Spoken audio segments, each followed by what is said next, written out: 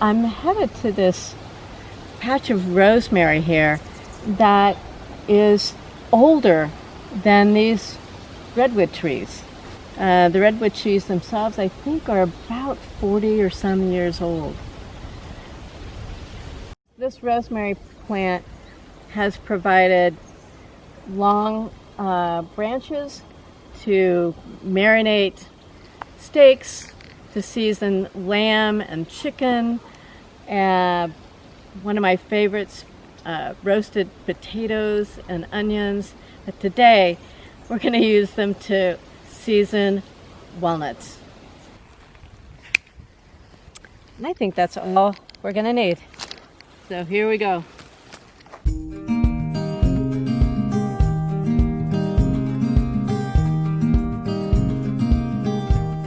My favorite place to crack walnuts is next to my fireplace. I lay down some newspaper. I've got my walnuts. I've got a bowl to put the walnut meat in. And after I crack them, I can just move the shells onto the paper. When I'm done, I can roll the paper up and it becomes kindling for the next fire. You grab a walnut and you find the pointy end. That's a technical term.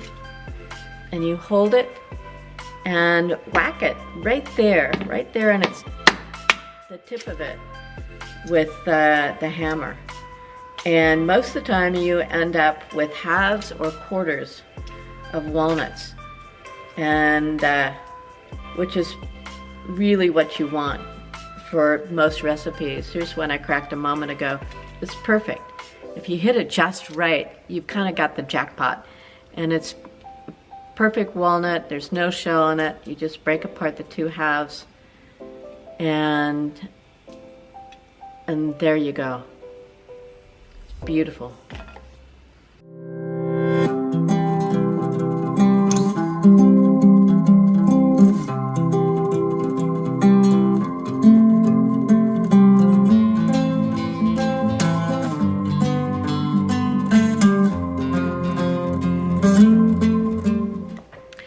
Ready to put the rosemary walnut recipe together. First thing I'm going to do is take the rosemary and I'm going to strip the leaves into a coffee grinder. I have a coffee grinder that I use only for herbs.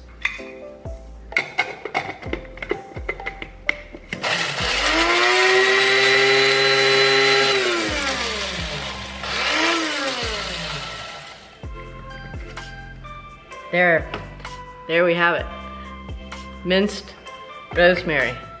I'm going to put a tablespoon of this minced rosemary together with my teaspoon and a half of sea salt and half a teaspoon of cayenne.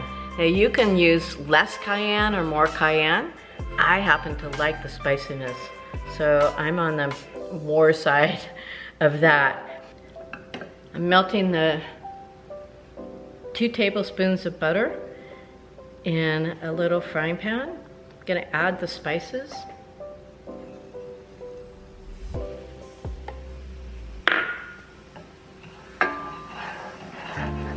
Make sure that the butter and the spices are kind of mixed together.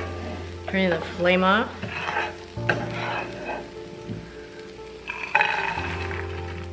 Three cups of walnuts.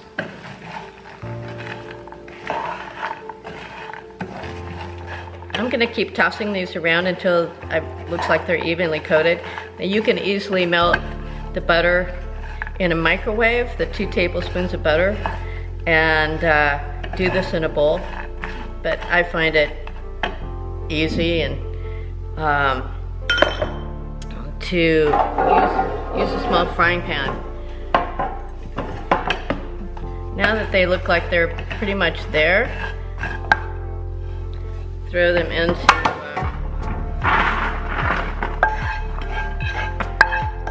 a baking sheet with a rim.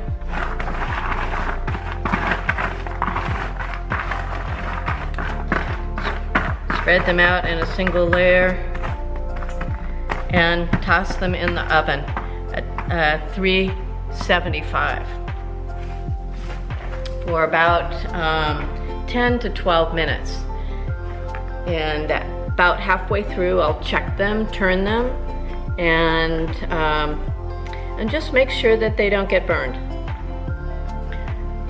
So while I wait, I'm gonna open a bottle of Meyer Family Cellars Chardonnay, pour myself a glass,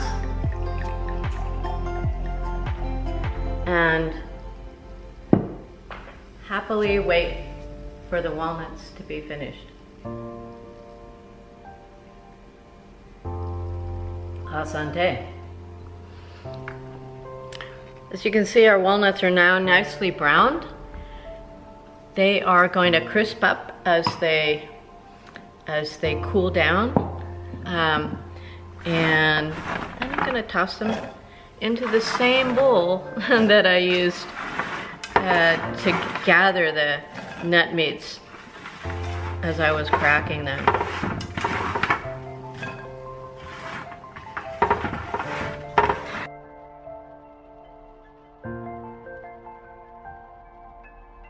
Here's the recipe for rosemary walnuts.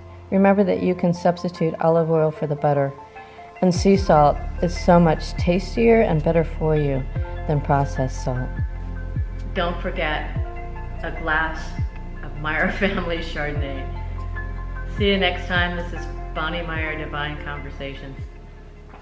What I love even more than this is a little bit later in the fall when it's cold and I have a fire burning, and then I just sweep the walnut shells into the fire. They flame up, and it's such a beautiful thing and a memory.